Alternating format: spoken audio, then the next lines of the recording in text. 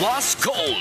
Pala si Tony. Problema ko ang paglaki ng aking prostate. Nang malaman ko ang kaepektibo ng Santon Plus Gold, sinubukan ko ito at sa loob lamang ng 2 buwan, lumiit na ang prostate ko at nakakalakad na ako. Santon Plus Gold. Mas pinalakas, pinagaling, pinahusay. Santon Plus Gold. Mabibili sa mga butika. Para sa damit na ka-bloom sa bango, subukan ang Charm Fabric Conditioner. Charm Fat Corn, bangong kumaka-bloom. Charm Fat Corn, damit ay may bango ng salibong bulaklak. Charm Fabric Conditioner with Stay Fresh Technology. Damit ay ka-bloom sa bango. Charm Fat Corn, bangong kumaka-bloom. Charm Fat Corn, damit ay may bango ng salibong bulaklak. Charm Fabric Conditioner. Manufactured by ACS Manufacturing Corporation. ISO certified. World-class quality. ACS. Marami na ang natulungan ng Nature Soya Coffee. Ako si Angela Valdez, isang student. Mahilig talaga ako sa kape, kaya sinubukan ko ang Nature Soya Coffee. Bukod sa masarap ito, 0% caffeine. Kayo rin, gumamit na ng Nature Soya Coffee. Mamimili sa inyong mga suking butika. Mahalagang paalala, ang Nature Soya Coffee ay hindi gamot at hindi dapat gamitin panggamot sa anumang uri ng sakit. Nandito na ang programang maghahatid ng tunay na kalinga sa bawat mamamayan. Halina't sabay-sabay natin tutukan ang programang maghahatid ng tunay na kalinga sa bawat Pilipino. Hatid ay serbisyo publiko mula sa Philippine Charity Sweepstakes Office. Ito ang Radyo Kalinga, hatid ng PCSO. Tutok na tuwing Miyerkules alas 3:30 hanggang alas 4 ng hapon. Mapapanood din sa pamamagitan ng Facebook Live, sa YouTube Live ng DZXL at sa Signal TV Channel 309. Ito ang Radyo Kalinga. Sa PCSO, walang humpay na malasakit. Kaginhawaan, kinabukasan, lahat ng minimithi makakamtan sa PCSO.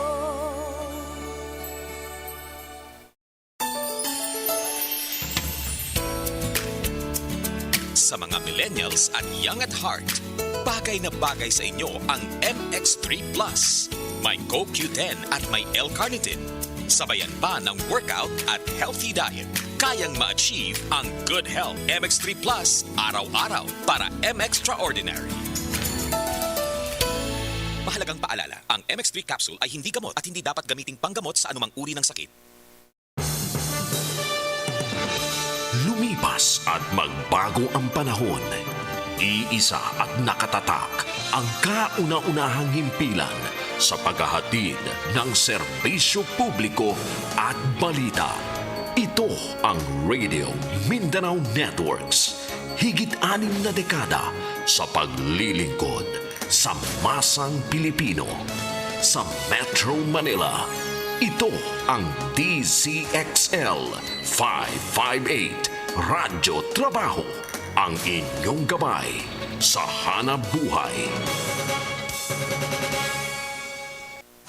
Parami ng parami ang mga nagiging bagong Lotto Millionaires. Dalawa rito ay multimillion jackpot prizes. Ang 246.08 million pesos sa Ultra Lotto 658 at ang 298.77 million pesos sa Grand Lotto 655. Ang bawat pagtangkilik sa larong may puso ay susi sa pangarap at pagtulong sa kapwa. Thank you with all our hearts. Malay mo, baka ikaw na ang dapuan ng swerte. Boom! Papaya!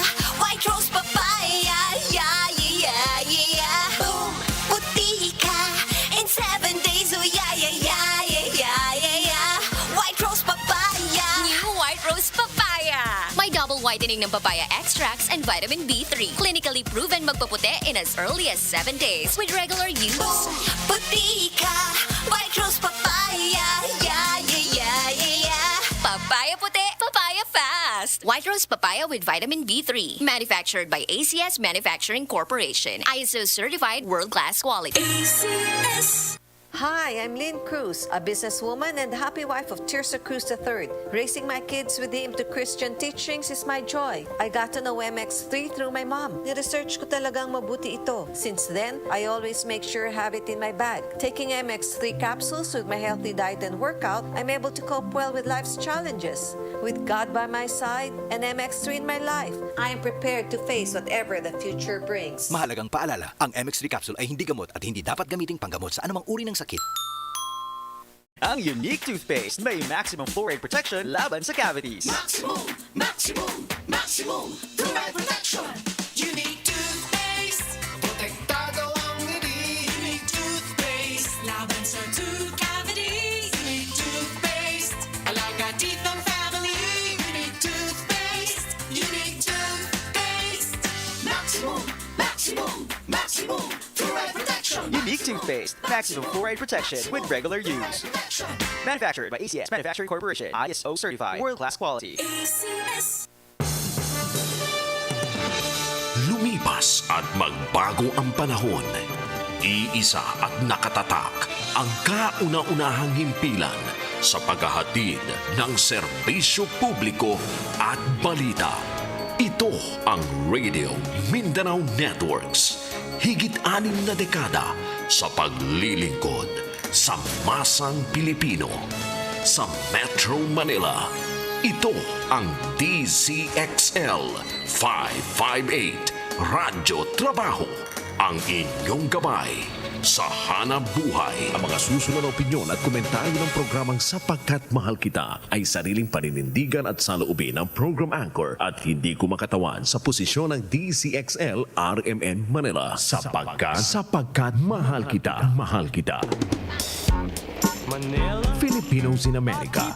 Kumusta na sila? Ano ang kanilang istorya? Yeah, naririnig kayo, Congress woman dito sa New York area. Can you hear our audio? Naririnig ko po kayo. Tingin ng boses, pananaw sa loobin ng mga kababayan natin nasa ibang bansa sa iba't ibang issue sa kanilang pinakamamahal na bayang Pilipinas. Saan kukuha ng ikabubuhay ang mga mahihirap na ito? Sapagkat Mahal Kita. Kasama batikang radio broadcaster na si Don Lino Celle mula sa Amerika at co-host na si Lourdes Escaros. Maririnig ng live sa WRMN New York, USA at worldwide sa pamamagitan ng Facebook at sa YouTube. RMN News Nationwide, the sound of the nation. Sapagkat Mahal Kita. Sapagkat Mahal Kita. Tuwing linggo, alas 10 hanggang alas 11 ng umaga. Dito sa Himpilang Extra Large sa komentaryo DZXL 558. I'm coming home to stay. Mga kasama araw ho ng linggo, alas 10 hanggang alas 11, samahan kami sa inyong programa. Sapagkat Mahal Kita. Dinggin ng boses, pananaw sa loobin ng mga Mga kasama mula sa Pilipinas, ako ho si Radyoman Lourdes Escaros. Alamin natin ang mga balita mula sa Amerika. Kasama natin si Radyoman Don Lino Celle ng RMN New York, USA. Dinggin ng boses, pananaw Magandang gabi dyan, Don Lino. Happy Sunday dito sa Pilipinas. Good morning, Miss Lourdes Escaros at sa buong Pilipinas, Luzon, Visayas, and Mindanao. Buhat dito sa Estados Unidos ng Amerika sapagkat mahal kita, Pilipinas. That's right. You see, Lourdes, ang buong Amerika ay nalulungkot sa nangyari sa Kabul, Afghanistan. Maniwala ka ba na yung mga restaurants dito sa New York metropolitan area at yung mga bar, sapagkat nakabukas na sila, 100% na pinabayaan eh. Naglalagay sila ng mga bulaklak dun sa lamesa pagpasok mo. At dun sa mga bar, naglalagay sila ng serbesa, 13, which means na yun ay kumbaga inaalay doon sa mga sundalo na tumutulong dun sa mga nais na mawala sa sistema ng Afghanistan at sila ay mamuhay na sa bansang demokrasya. At sila ay mga tumulong sa hindi nga inaasahang pagkakataon. Ang mismong nangako ng mga Talibano na pinagsususpetsahan na maaaring may kuntsabahan doon sa mga tinatawag na ISIS-K na bagong mga terorista sapagkat wala ng ISIS, baka yun ang nagpalusot ng suicide bomber. At sa ngayon, ang latest update, Sabado kami ngayon dito ng gabi, umaga kayo dyan ng Sunday sa Pilipinas, mahigit 100 na ang civilian ng mga Afghan na nawalan ng buhay. So, nakakalungkot. At kasi sa kapakanan ng mga nakikinig, alam nyo, ang Afghanistan ho ay napakalaki na bansa. At karamihan ho niyan ay mga bulubundukin. Mahirap na bansa. Pero marami sila doon ng mga, kung tawagin ay papi. You know, papi. That's a acronym for mga drugs, mga pananim. Doon kinukuha. Balit, yung mga pananim na yan ang ikinabubuhay nung kanilang mga masasamang loob. At yung mga yon ay ang mga ISIS-K. Bumibili sila ng mga armas sa Russia at kung saan man. At inaagaw nila ang mga naaambus nila ng mga baril doon sa mga nabibiktima nila. Now, the point I'm trying to make is ang mga Afganistanya na citizen,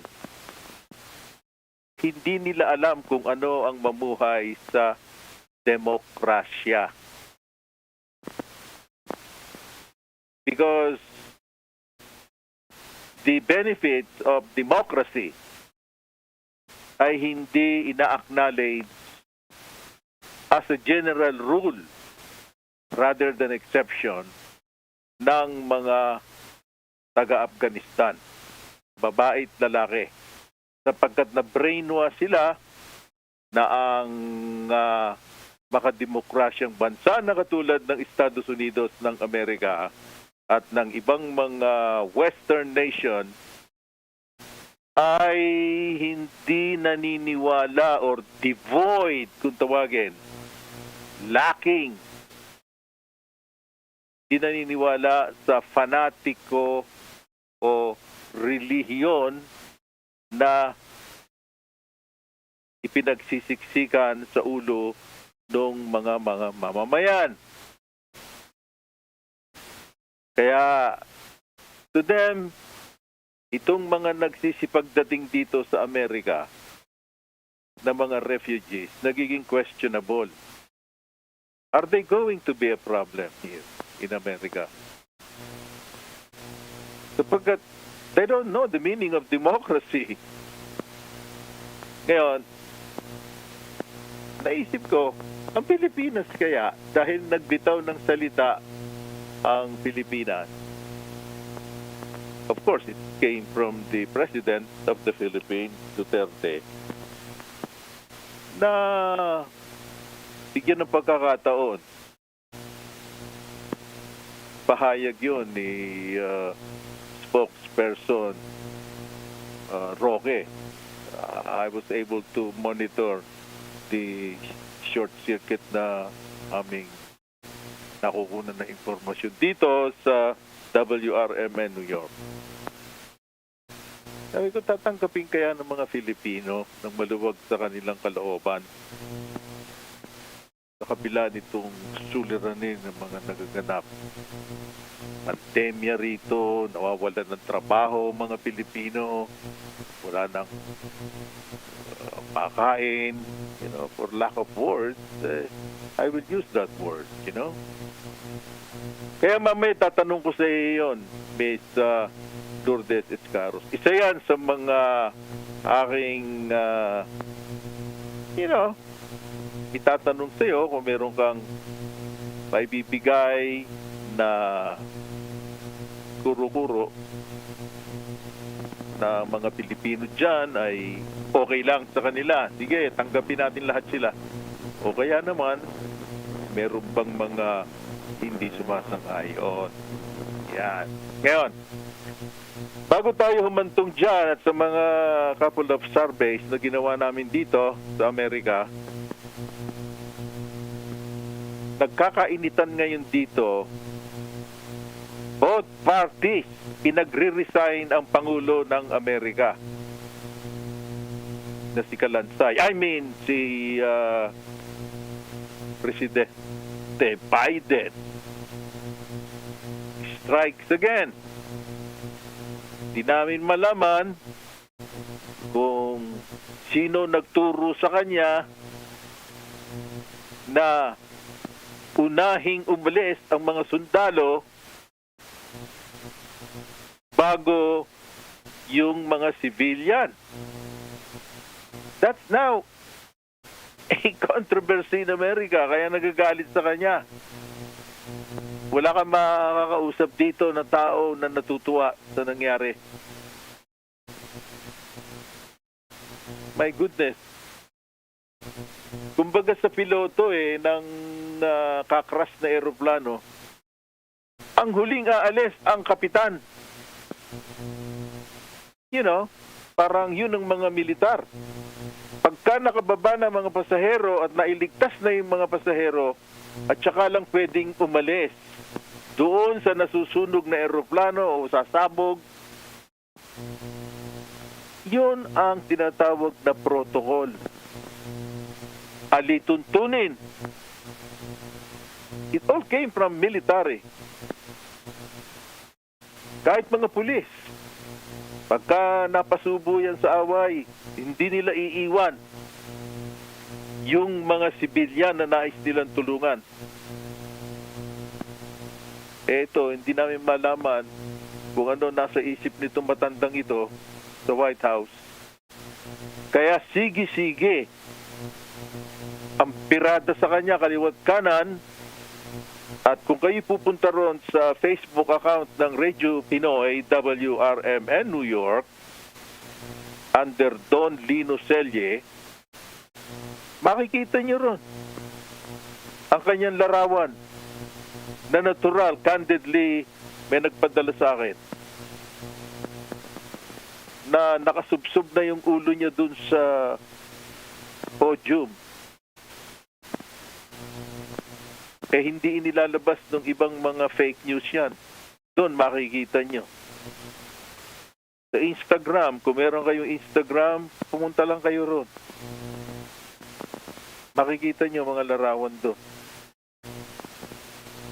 Subalit ang inihaharap niya ngayon at nabubugbog ng husto, itong kawawa na White House Press Secretary na si Jen Psaki.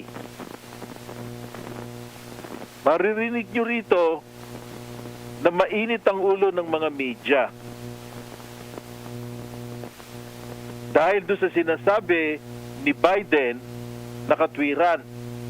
Sabi niya, I take responsibility. Ako lahat ang umaako nito. Dahil Pangulo ako. Magandang pakinggan. You see?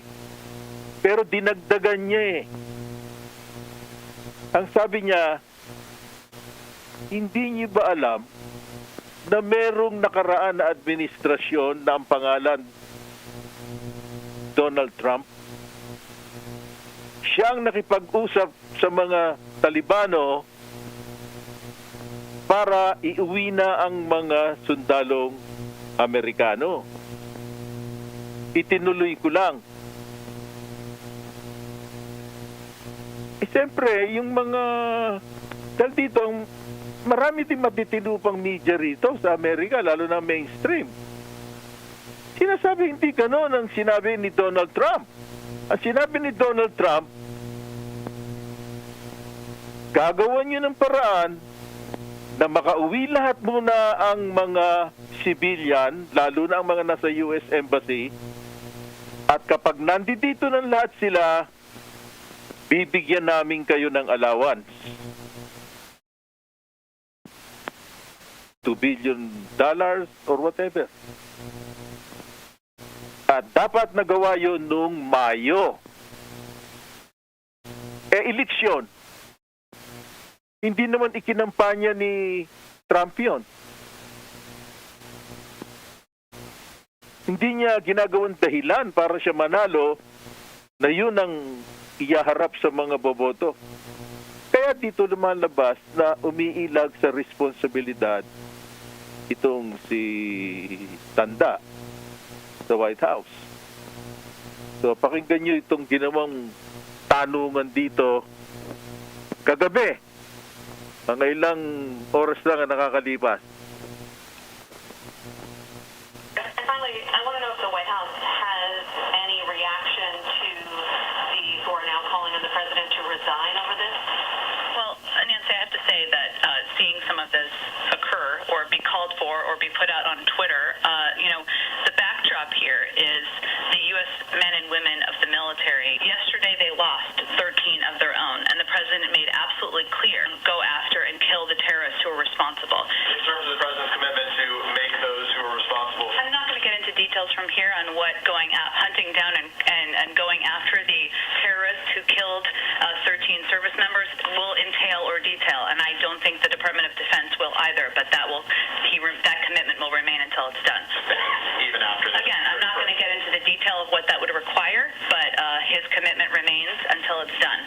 How close is an agreement? Will we have a diplomatic presence in Afghanistan? That's not what we're predicting. We're not predicting a diplomatic presence on the ground in Afghanistan. To be clear, are you suggesting there will not be an American diplomatic presence? I can just assure you the president and the military feel they have all the authorities they need to attack ISIS-K. Go ahead. Unwinnable war, but I also believe that the evacuation process appears to have been egregiously mishandled. So what's your response to something like that? Look, I don't have any direct response to any member of Congress, but what I will say is that it is easy to throw stones or be a critic from the outside. It is harder to be in their arena and make difficult decisions. Include among difficult options, right? These were the options. You send tens of thousands of more troops in Afghanistan to potentially lose their lives. That's an option. Some support that. That's their prerogative. You pull out and you don't put anyone at risk, you don't put troops at risk, and you don't evacuate more than 105,000 people. That's another option. I'm sure there's 10 other options that I haven't thought of. You know what would have happened in all likelihood? The threat on U.S. forces would have increased at that point in time. ISIS-K. You would have been operating in a capital that wasn't overrun by the Taliban. How do you know that?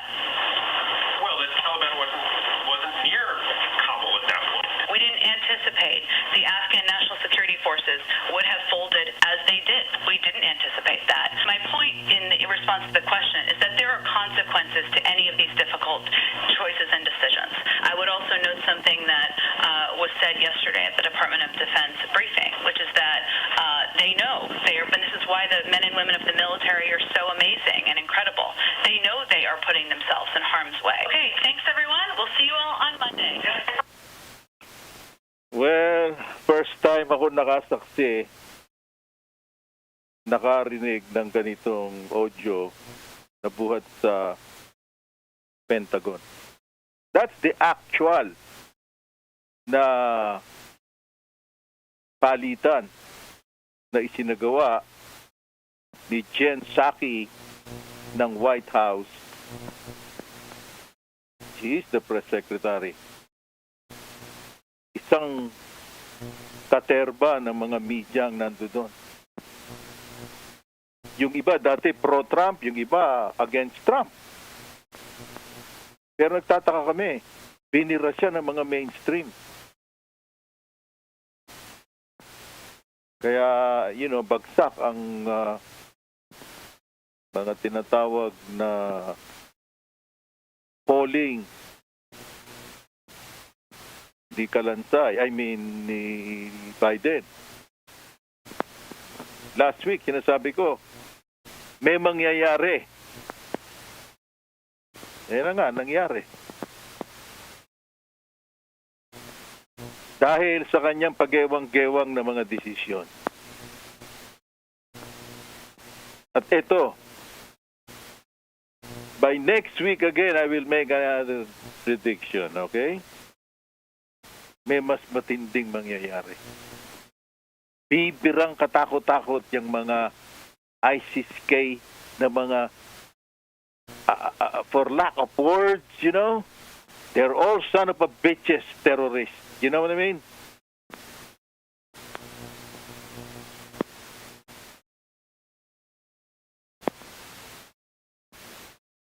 Lahat dito ay mainit ang ulo sa Pangulo ng Amerika.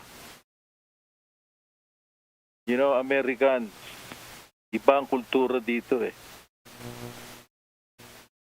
Hindi nagkakasundo sa politics. Isa nagbabangayan sa media, telebisyon, radyo, at kung ano-anong mga columns sa mga pahayagan. Pero kapag ganyan, na may ginalaw, na binanggit ko last week, re-rest back. Solid. Pabakapan ang kapulisan, pabakapan ang military.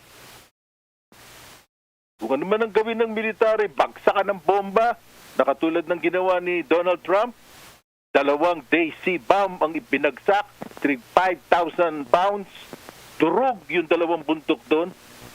200,000 mga ISIS ang pinatay doon ni Trump.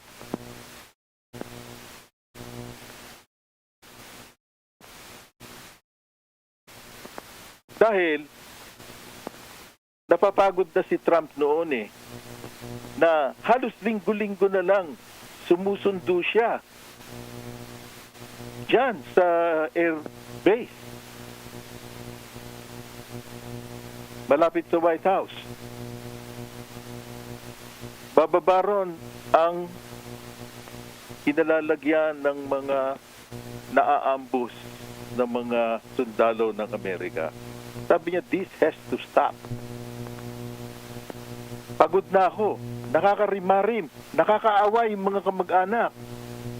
Magagamit natin sila sa ibang mga misyon, hindi yung dyan sa Afghanistan na yan.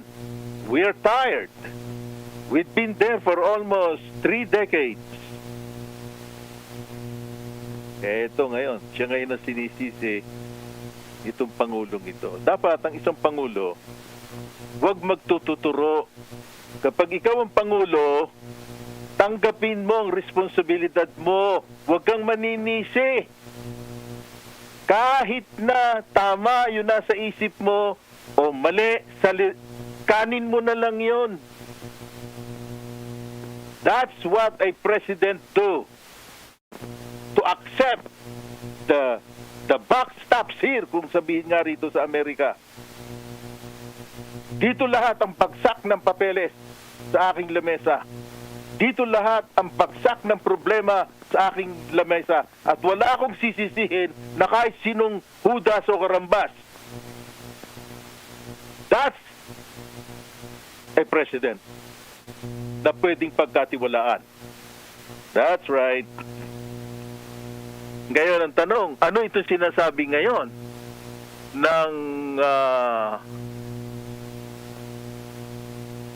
isang top-ranking official sa Pentagon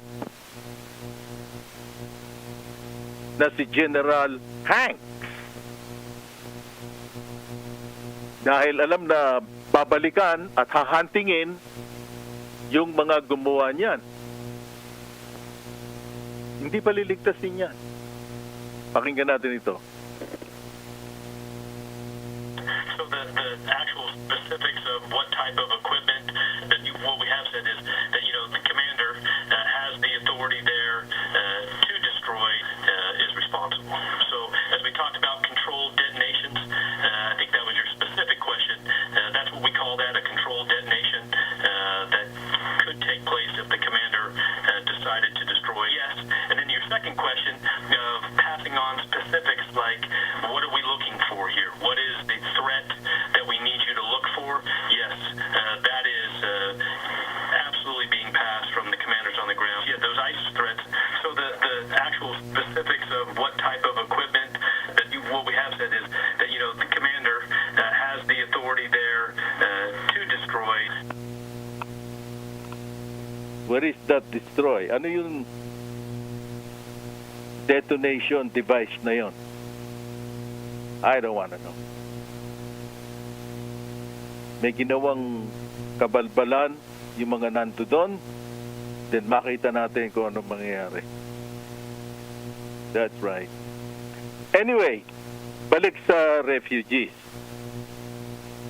na binanggit ko sa iyo, Lourdes, bago ko pakawalan pa itong mga ibang mahalagang impormasyon na nangyayari dito sa Amerika na nais nating makarating dyan sa Pilipinas. Pero ka ba maidadagdag tungkol dun sa bukas kamay ba, bukas palad na tatanggapin ng mga kabayang Pinoy ang mga refugees na buhat sa Afghanistan? Ano ang mga naririnig mo? Wala ka naririnig? O tahimik? O baliwala lang? Miss Lourdes Escaros. Well, sinabi na ho ng Malacanang na bukas ang Pilipinas sa pagtanggap ng mga refugees at hati rin ang opinyon ng publiko. Maraming masaya dahil naging bukas ang Pilipinas sa mga sitwasyong nahihirapan yung mga kapitbahay na bansa sa kanilang internal problem. Habang may iba naman na sinasabi na dapat ay tingnan muna yung pangangailangan ng ilan ding naghihirap na mga Filipino bago tumulong. Pero mukhang di rin naiintindihan ng marami na kapag may pumasok sa isang bansa bilang refugees, isinasagot naman ng United Nations ang mga pangangailangan niyan. Tulad na nangyari dito sa mga Vietnamese na pumunta sa Pilipinas, ilang taon na yung nagdaan, nang sila ay napadpad sakay ng barko or bangka, sila ay sinuportahan ng United Nations, ng mga samahan ng mga bansa sa kanilang mga pangailangan. Yun nga lang, may limitadong taon lang yan. After that, magdedesisyon sila kung babalik sila sa kanilang bansa or saan may mga kamag-anak silang pwedeng kumupkup sa kanila. Maliban kung magpapaiwan sila sa Pilipinas, kung sila ay makapag-aasawa ng mga Filipino. So wala naman naging suliranin. Dahil dito sa Amerika, tinanggap ng bukas palad ang mga Vietnamese. At naunahan pa nila ang mga Filipino businesses dito. May sarili ng telebisyon ang mga Vietnamese dito. Because you know why? Matagal nila nakasama sa Vietnam ang mga Amerikano. Kaya yung mga nagnais na tumungo rito, pati yung mga sumakay sa barko, yung tinatawag ng mga boat people, hindi sila mga terorista nang sila'y pumunta rito. And they know what's the meaning of democracy. Ang ikinababahala rito, meron silang mga suicide bombers. Meron silang mga bata na halos paslit pa na 1 o 2 taon, tinuturuan na nila kung paano pumatay. Do you know that? Yun ang ikinabubuhay nila. Na sinasabi na paglaki mo, lalagyan ka ng best, chaleco. Pero yung bomba. At pagputok noon, marami kang kikitlim buhay at ikaw ay pupunta sa langit o sa impyerno.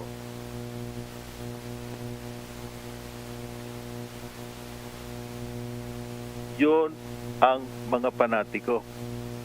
Mas marami yun. Yun ang nakakabahala rito. Kaya ang Germany na bukas palad sa mga ganyan, ngayon hindi na. Sabi nila, no. Padadaanin namin sa butas ng karayom ito. Great Britain, ayaw na rin. Pransya, ayaw na rin. Kasi hindi pwedeng papogi ito eh. These are different kind of people.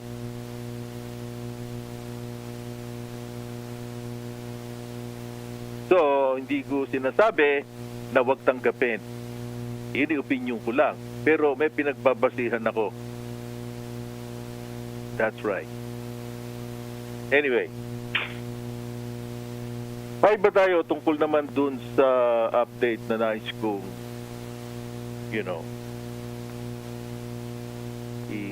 lahat sa iyo na pinag-uusapan dito ng mga kabayang mga Pilipino.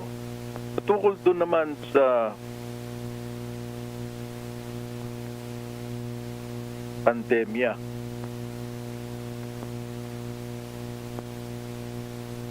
Hanggang sinasamsam mo yung mga informasyon, kung meron ka, Lourdes, kung masasabi mo kung ilan na ang mga, kaso ng COVID-19 at ng variant, share it with us. Pero subalit, meron akong isang na pick up dito na audio clip na sabi ko hindi naman siguro to si Pangulong Duterte ay magsasalita ng ganito kung talagang hindi gipit, sapagkat he is not a great fan of the United States. And vice versa, ganun din ang tingin sa kanya ng Kongreso ng Amerika. He's not welcome here. Pero narito si Pangulong Duterte. I am just asking America to give us more. Kung meron lang sila. I know that mauna, we understand it and we accept it. But if there is an excess of supply sa inyo, tulong naman dito sa bayan ko. We have the money. We have saved money for this event. So, Lourdes, yung mga ibang naririnig ko dito na mga news items at pumapasok sa mainstream sapagkat Ingles ang kanilang mga salita, sinasabi na marami na kayong mga bakuna riyan. May mga darating at sa darating na Enero, posibleng sang-ayon sa isang opisyal sa Department of Health nyo, I saw it last night, bakunado na ang buong Pilipinas. Which is something na unbelievable. Wala pa nga yung mga bakuna. At sinasabi nga nung iba, wala naman Yung mga kapatid ko doon sa Bulacan, doon sa Pampanga, wala silang hanggang ngayon mapupuntahan na sila ay siguradong mababakunahan. Now, I don't know kung gawa-gawa nila yon. So, itong mga nakikinig ngayon dito na isang katutak, itong dumarating sa akin sa text. Lourdes, give us an update or liwanagin mo sa amin itong marami na ba kayo talagang bakuna? Nandiyan dyan na ba? Milyon-milyon na ba? Nasa warehouse nyo or what? Tell us. Lourdes, Escaros. Okay, sa kasalukuyan ay nasa 1,273 ang Delta variant sa Pilipinas. Update lang natin sa mga kababayan natin sa abroad. At mayroong 2,322 na Alpha variant at 41 na Theta variant at 2,588 yung Beta variant. So balikan ko yung Delta, nasa mahigit 1,000 na yan sa buong Pilipinas. Number 2, yung tanong mong maraming bakuna. Yes, marami pong dumarating na bakuna, pero ika-clarify ko rin lang, ang pagkakaalam ko, ang maaring ang tinutukoy ay mabibigyan ng bakuna ang halos lahat ng mga residente sa NCR. Kasi ang mga bakuna ay talagang inilapag, dinala. Talagang dito nila lahat inilagay sa NCR kasi mukhang ito yung ground zero, no? Dito nang galing at dito pinakamarami yung kaso ng COVID. As a matter of fact, kahapon ay record-breaking uli yan dahil pumalo sa mahigit 19,000 in one day ang kaso ng COVID dito sa Pilipinas, pero pinakamarami diyan dito pa rin sa NCR. Marami pa rin yung mga walang bakuna, partikular yung mga nasa provinces. Medyo nagtatampo nga yung mga nasa provinces, yung mga LGUs, yung mga alkalde, governor, kasi naiitsapwera sila halos dahil lahat talaga ng bakuna dito tinambak sa National Capital Region. So ang naging punto ngayon ng mga local government, payagan na lang sila na sila mismo ang bumili ng mga bakuna. Baka mas mabilis, para mas mabilis pa raw yung pagbili at pagbabakuna sa kanilang mga residente kaysa yung antayin yung bigay, yung allocate na bakuna sa kanila ng national government. So, ang sa akin ay ang pinakapunto na matatapos na mabakunahan talaga ay yung NCR at yung mga karatig na lugar niya like Rizal, Laguna, Cavite. Pero yung mga nasa provinces ay doubt it, no? Tingnan natin baka until next year.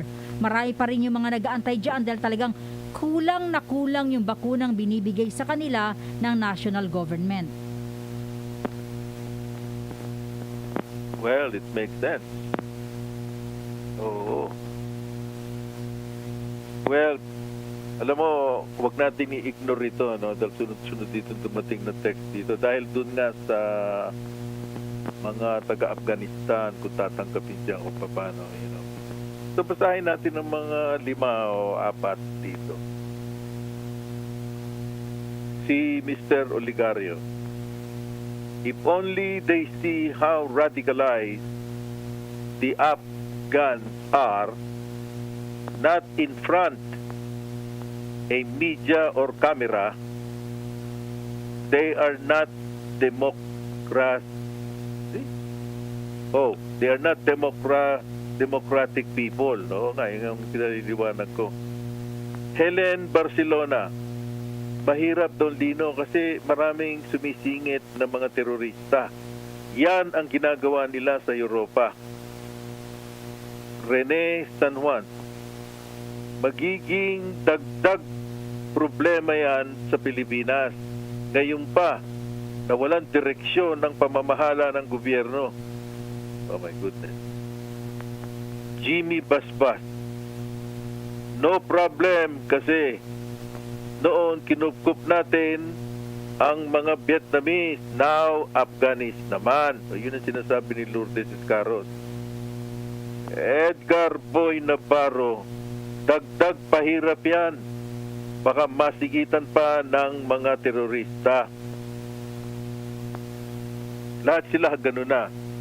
And lastly, ito, although napakarami pang mga nagpapadala, of course they will accept referring to the government of the Philippines. Especially kung merong special skill yung mga taga-Afghanistan na mga refugee sa terrorism kasi magagamit nila referring to the government. Medyo sarcastic yung sagot na yun. Well, talagang ganon, you know? Kanya-kanya silang mga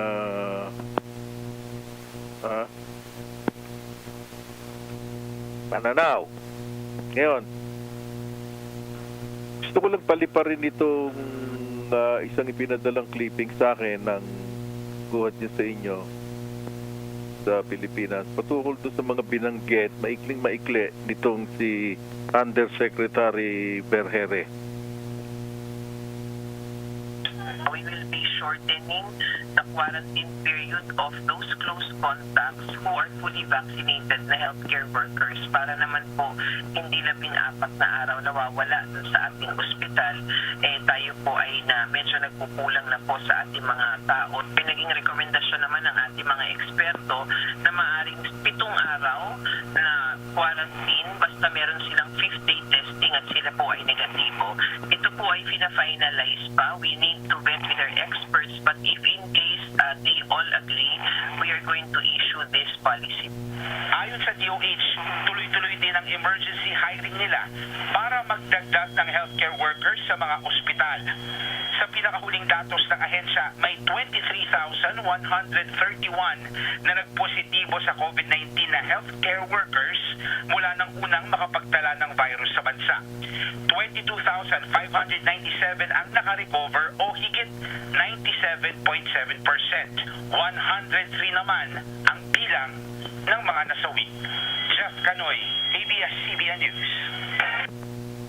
So, let me give that credit to ABS-CBN, specifically sa palatuntunan ni Miss Casey Constantino. Familiar ako sa kanya, familiar siya sa akin because like what I've said before, na-interview niya na ako nung pang mga ilang taon na nakakalipas.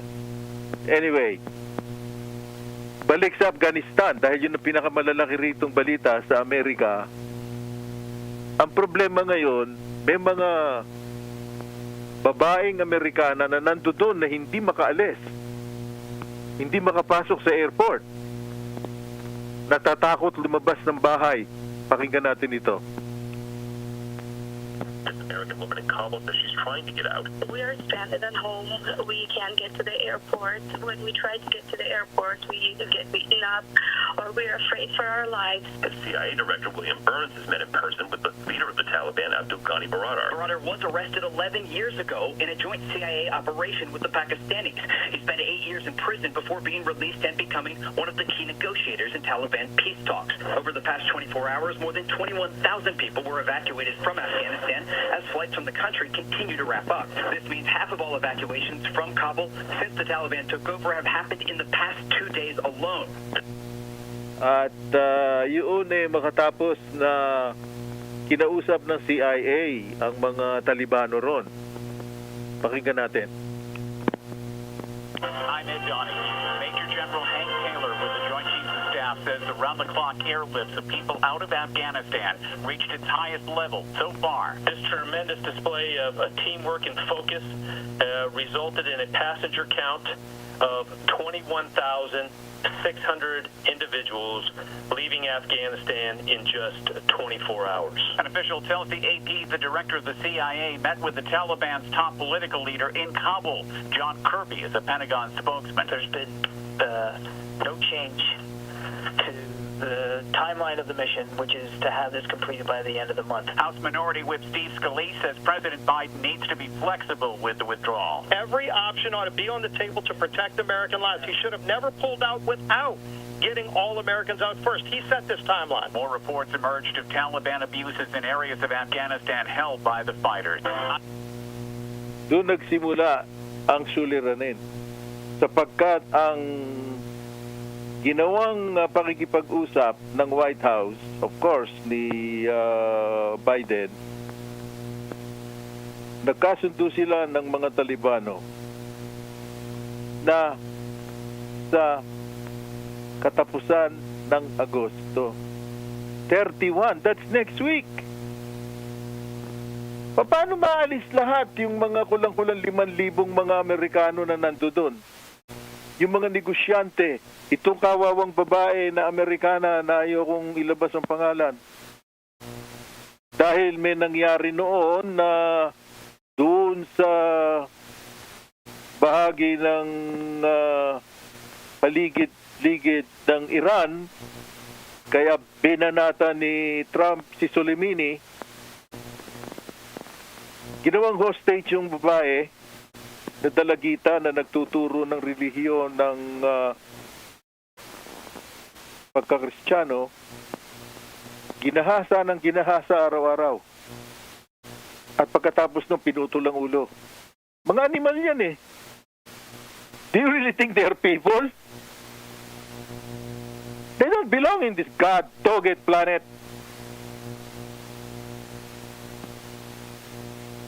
So, yun ang inaalala ngayon dyan. Nakakadagdag pa ron sa mga nandudong mga kalalaking mga pangalan ng mga negosyante na babahala kung sila ay sasakay sa kanilang mga limousine o makakatulong sa kanila bumalik sa loob ng airport na dati pag-aari ng Amerika. Binitawan na itong Judas na nasa White House. Sinabi inyo na yan. Pati yung mga armas. Malaki hinaharap nito eh. Itong si Kalansing. Anyway, Lourdes, bago tayo kapusan ng oras, nais ko lang na, marinig nyo dyan, kung makikita ko rito, yung mga sinasabi ng mga tao patukol sa Delta, uulitin ko,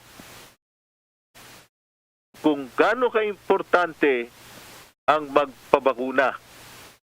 Narito ang direktor ng NIH. Again, si Dr. Porci sa CDC. 20 cohorts that'll be able to amplify on that data and give us much more of a basis of making a decision. Okay, thank you very much. We really appreciate it. We'll stay in touch on that. I will reserve the balance of my time. There's many members here. Senator Burr. Dr. Fauci, the quick development of effective COVID vaccines has been a real success story during this pandemic. People are getting vaccinated. It's really key to everyone's ability to return to normal lives.